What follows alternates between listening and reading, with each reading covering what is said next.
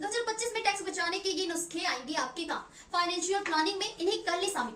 Tax benefit. Tax planning आपकी financial planning का अहम हिस्सा है। इसे तैयार करते समय यह ध्यान नहीं रखना होता है कि आप टैक्स बेनिफिट यानी टैक्स में छूट का अधिक से अधिक लाभ कैसे उठाएं और ऐसा क्या करें कि आपके ऊपर टैक्स का भार कम से कम आए। यह प्रोसेस किसी व्यक्ति के इनकम, खर्च, इन्वेस्टमेंट और टैक्स बचाने की संभावना वाले दूसरे ट्रांजेक्शन के आधार पर तैयार किया जाता है। टैक्स प्लानिंग का प्राइमरी गोल टैक्स डिडक्शन और क्रेडिट को मिलाकर कम से कम टैक्स देने का प्लान तैयार करना है। यह पर्सनल फाइनेंस का एक महत्वपूर्ण हिस्सा है जिसका काम कानूनी दायरे का पालन करते हुए टैक्स पेयर्स पर टैक्स का कम से कम बोझ डालना है। 2024 में हुए बदलाव के आधार पर करें प्लानिंग। 2025 से 26 के असेसमेंट ईयर के लिए टैक्स की प्लानिंग करते समय 2024 में हुए बदलाव को ध्यान में रखना जरूरी है।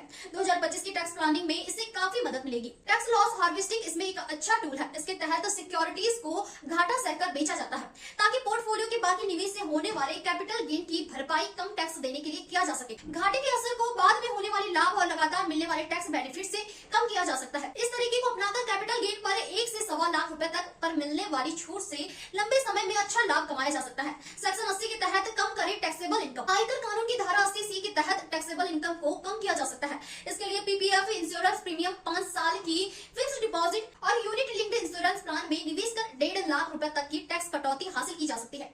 वहीं एनपीएस के तहत निवेश का टैक्स में और भी 50,000 रुपए तक का छूट हासिल किया जा सकता है। न्यू टैक्स रेट के तहत भी स्टैंडर्ड डिडक्शन के 50,000 से बढ़कर 75,000 होने का भी वेतन भोगियों को बहुत लाभ मिलेगा।